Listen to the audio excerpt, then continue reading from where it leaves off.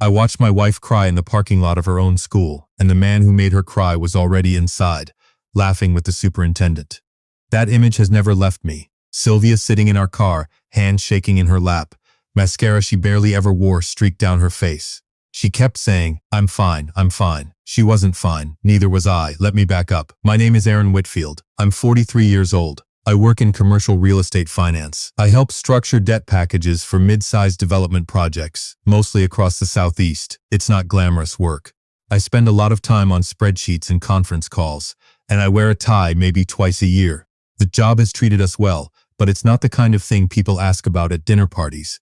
Sylvia is the one people ask about. Sylvia Whitfield, 40 years old, has been a 6th grade science teacher at Hargrove Middle School in Decatur, Georgia for 11 years. She's the kind of teacher kids remember. Not because she's easy, she's not, but because she actually gives a damn. She stays late. She answers emails at 10 at night. She builds these elaborate lab stations out of her own pocket because the school budget doesn't cover what she wants to do.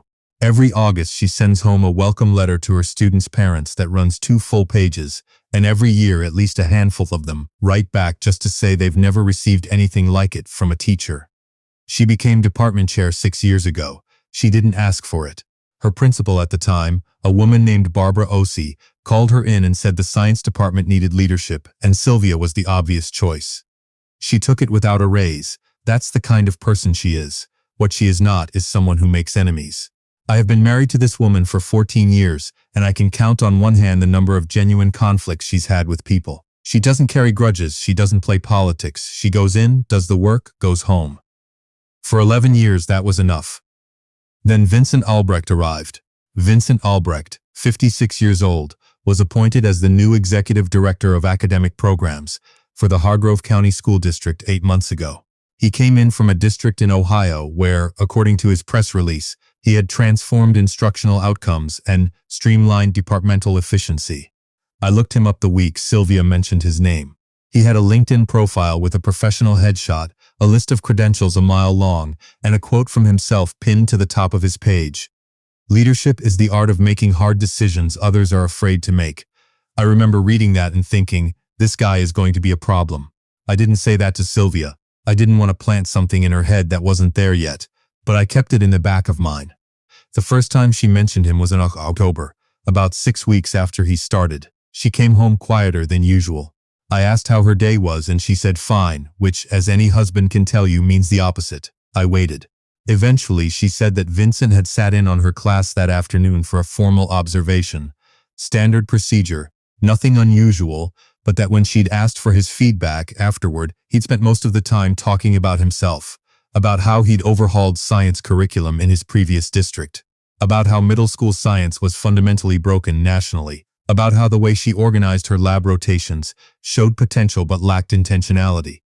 Showed potential, she said. 11 years, department chair, and I show potential. I told her he was new, still finding his footing, probably overcompensating. She nodded. I wasn't sure I believed what I was saying. By December, the pattern was clearer. Sylvia came home with stories 2, sometimes 3 times a week. Vincent had emailed her at 7 in the morning with concerns about her Q2 assessment data.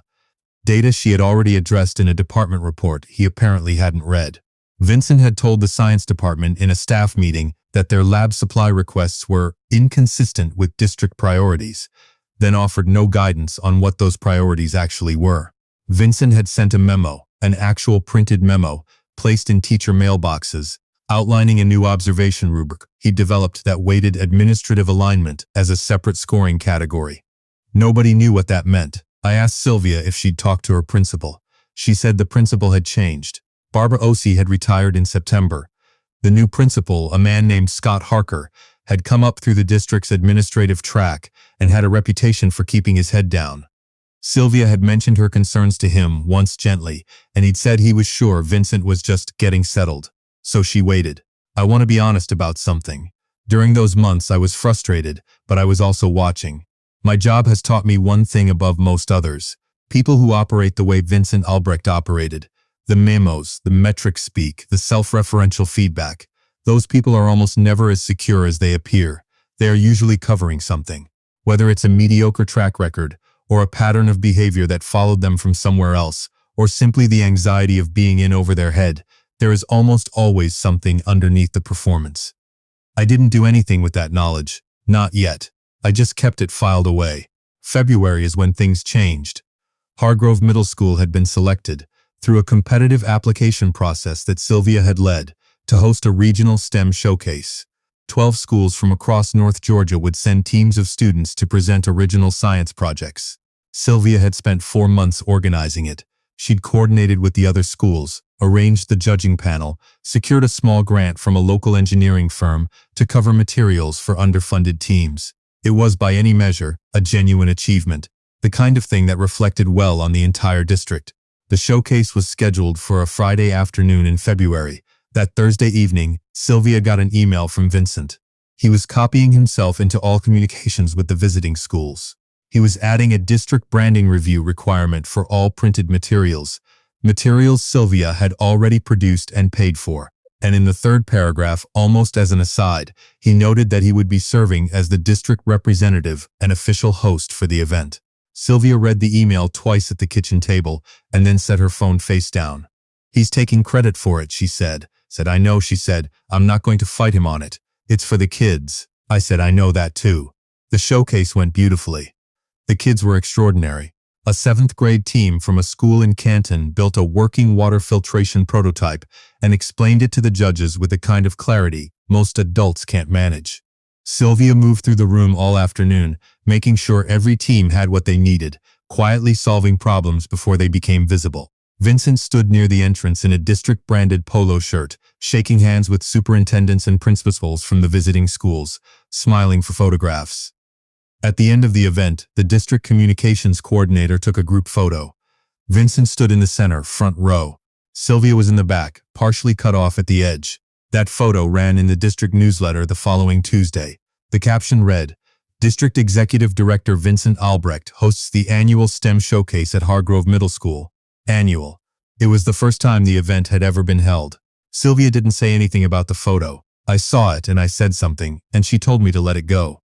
So I let it go. Out loud, at least. What happened in March is the part I haven't talked about with many people.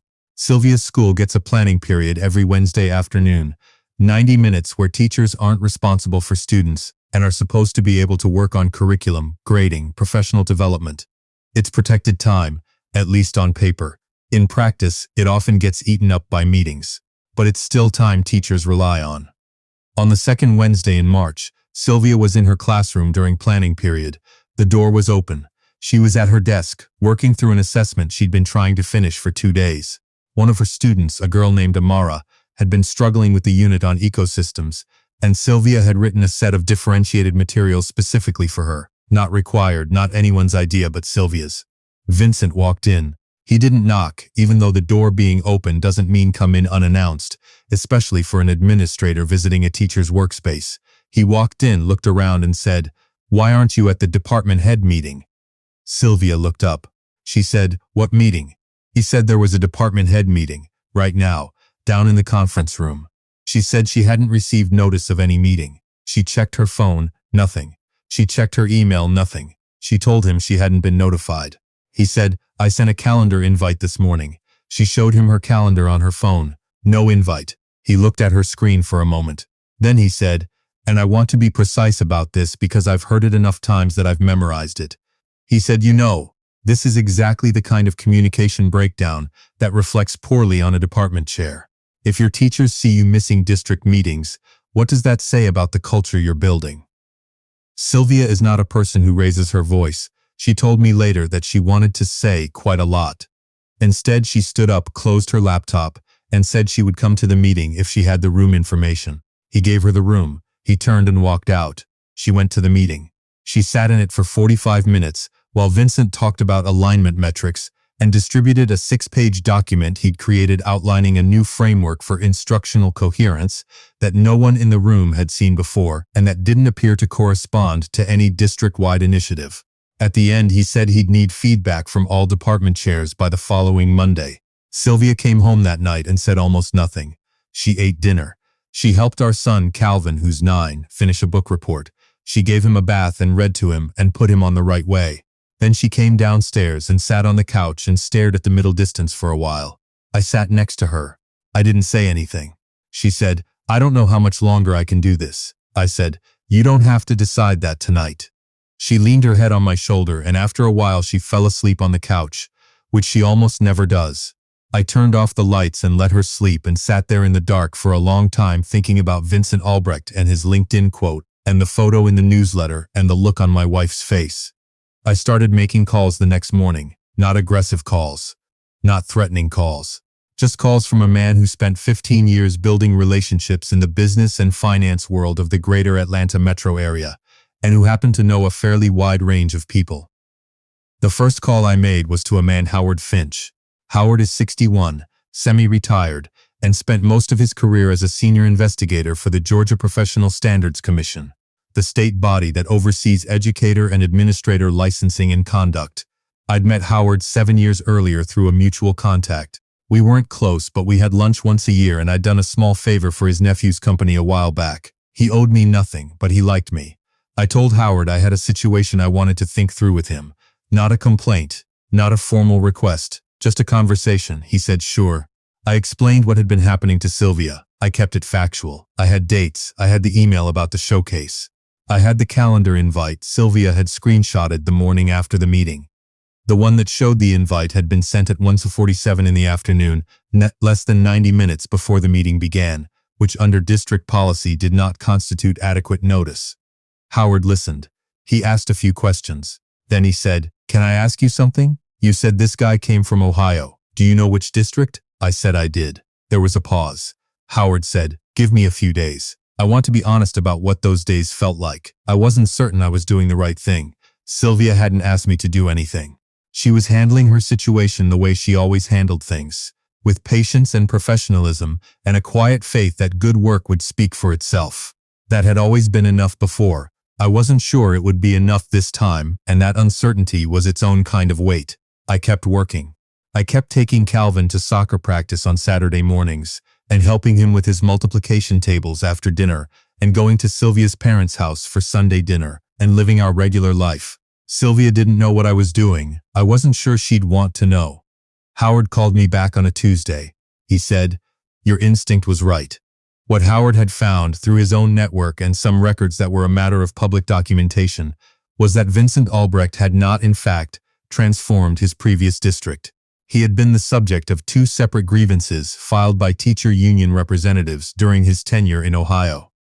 One was related to procedural violations around the performance review process. The other was more serious, a formal complaint from a department chair, a woman, alleging that Vincent had systematically excluded her from communications, claimed credit for work she originated, and created a hostile working environment. That complaint had been investigated. It had been sustained. Vincent had not been terminated. He'd been placed on a performance improvement plan. But when a restructuring at the district created an opportunity for him to move on, he had taken it. The district had provided a neutral reference. The district in Georgia had not known about the sustained complaint. It was not listed on his application materials. The question of whether he had been required to disclose it, and whether omitting it constituted a material misrepresentation, was, according to Howard, a legitimate question.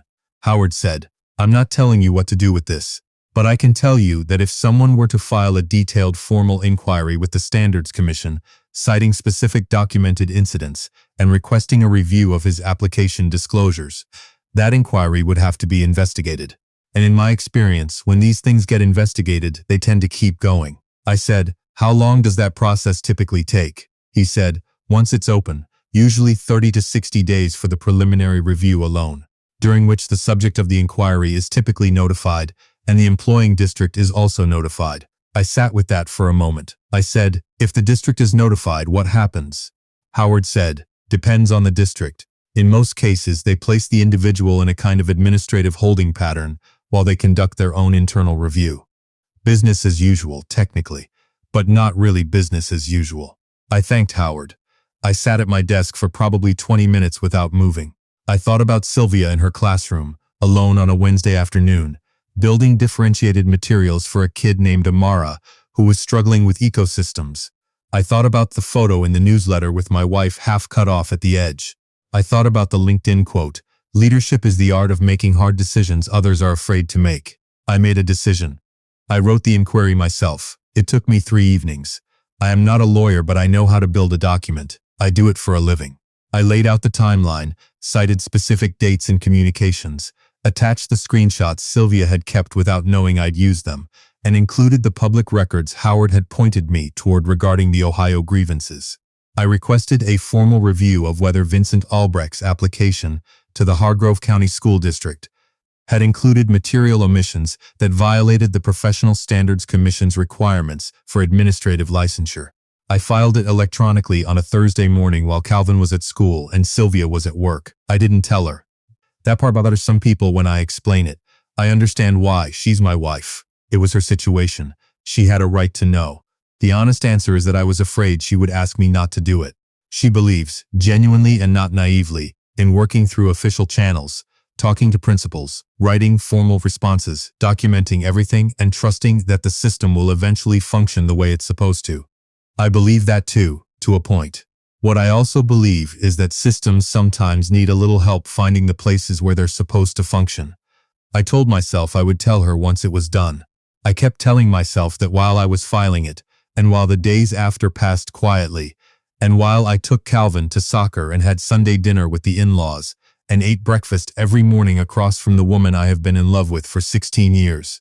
2 weeks after I filed the inquiry, Sylvia came home and said that Vincent hadn't been in the building that day, or the day before. Scott Harker had been running the department chair check-ins himself, which he'd never done before. She said, "Is that normal?" I said I didn't know. She looked at me a second longer than usual. I looked at my plate. The following week, she told me that 2 other department chairs had received letters from the district's HR office requesting documentation related to their interactions with Vincent over the past 6 months. She'd received one too. She brought it home and showed it to me. It was carefully worded.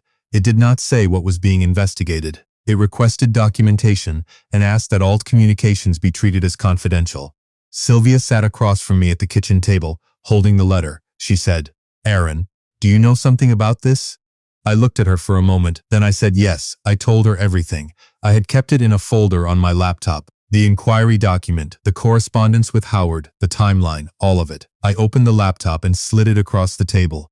She read for a long time without saying anything. I watched her face. When she finished, she looked up. She said, "You did this without asking me." I said yes. She said, "Why?" I said, "Because I knew you'd tell me not to." She looked at me for a moment. Then she looked back at the screen. She scrolled up to the beginning and read parts of it again. I could see her reading the section where I had documented the March meeting, the 90-minute notice, the 6-page document, the feedback due Monday.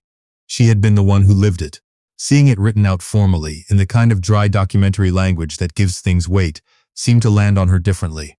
She closed the laptop. She didn't say anything for a while. Then she said, "Amara passed her ecosystem assessment." I said, "I know, you told me." She nodded. She said, "I just wanted to say it out loud again." We sat there at the kitchen table for a while longer. Calvin came downstairs asking if he could have a snack, and we both said yes simultaneously, and he ran back up with a sleeve of crackers. Sylvia watched him go and smiled a little. Then she looked at me and the smile got more complicated. She said, "I'm not going to tell you that what you did was okay." I said, "I know." She said, "But I'm also not going to pretend I'm not glad it happened." I nodded. She said, "What happens now?" I said I didn't know exactly. That Howard had said the process took time. That the district was clearly already moving on something, the HR letters, the missing days, but that I didn't know where it would land or how quickly. I told her the one thing I was fairly confident about was that Vincent Albrecht was not going to be standing at the entrance of any more events in a district polo shirt for a while. Maybe not at all. She didn't answer that, but she reached across the table and put her hand over mine, and she kept it there. The formal outcome took another 5 weeks. The Professional Standards Commission completed its preliminary review and referred the case for a full investigation based on what they described as reasonable cause to believe material discrepancies may exist in the application disclosures. That's commission language. What it meant practically was that Vincent's licensure status was flagged as under review, which meant the district could not place him in his current role without liability exposure. The Hargrove County School District, facing that reality, offered Vincent what I later learned is sometimes called a negotiated separation, a quiet exit with a neutral reference and a small severance in exchange for a resignation and a non-disparagement agreement. He accepted. The announcement to staff was brief. It said Vincent Albrecht had resigned to pursue other opportunities, and that the district thanked him for his contributions. It did not say what those contributions were, because there weren't many worth citing. There was no public statement, no acknowledgement of the grievance process in Ohio, no apology to the teachers whose work he had co-opted, no moment in which he was required to stand in front of anyone and account for what he had done. That part still bothers me, if I'm honest. Sylvia's the one who made peace with it faster than I did. She said that accountability doesn't always look the way we want it to look. That sometimes the only language certain people understand is consequence, and that consequence had arrived. I think she was right. I also think she was being kinder than the situation required. What I know is this: Sylvia is still department chair at Hargrove Middle School. She ran the STEM showcase again this spring, the second year, which they're calling annual now and which they have every right to. She organized it the same way she organized the first one, and it was better. Because she learned from the first one, and because this time no one printed a newsletter with someone else's name above her work. The photo this year was taken by one of the visiting school's parents, not the district communications coordinator. It ran on the school's Facebook page. Sylvia is in the front, center. She's not looking at the camera. She's looking at one of her students explaining a project to a judge, and she has the expression she gets when she is watching a kid do something she knew they were capable of before they knew it themselves. Calvin saw the photo and said, "Mom's famous." Sylvia laughed and said she was not famous. He said, "You're famous to me." I have thought about Vincent Albrecht a few times since then. I don't know where he went.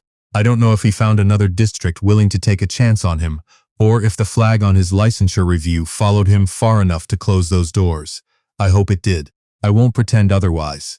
What I think about more than Vincent, though, is that Wednesday afternoon in March.